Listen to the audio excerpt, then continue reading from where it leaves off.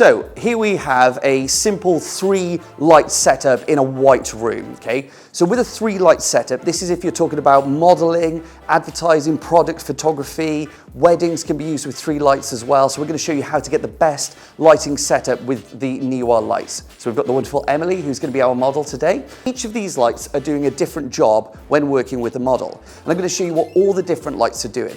Light number 1, which is to my left-hand side, this is our key light. So the key light is the strongest light that is going to be used on the model. So this light needs to be the most strongest, the most brightest, and get all of that detail on the one side of Emily. The ideal width that you want to have it, the ideal angle that you want to have it is a 45-degree angle to the model. This way you're not getting too front on, you're not getting an amateur looking image, it's not looking too flat, you're getting some really nice definition of the model's face, of Emily's face. Light number 2. This is our fill light. Again, this is at a 45-degree angle to the subject, to Emily. This light fills in some of the shadows that are on the other side of the face. If we were just to use the key light on its own, you would obviously get some quite dark shadows the other side where there is no light. So to counteract that, you need to give a bit of a fill light. But the thing to do is not to have the same intensity or the brightness as your key light. So what we do is we have half the brightness on this light here. That way you're still getting a lot of depth and a slight bit of shadow on the one side, but we can still see all the definition of Emily's face. Then our third light, which is our backlight here. This light again is at 45 degrees, but to the back of the model. And you always want to have this in the opposite direction to where the key light is. So what we have is this light is the same brightness and intensity as the light that we've got in the front. So these two lights have the same brightness. This light, if I could just borrow Emily for a second, is going to be giving us a nice backlight to Emily. So it's giving us a sort of like a halo effect to give more definition to the back of Emily. It adds more shape. So from these 3 different lights, I'm going to show you how you can turn a normal lighting setup into an all-round nice looking image, giving the model some depth, giving some definition, and giving you a great quality image.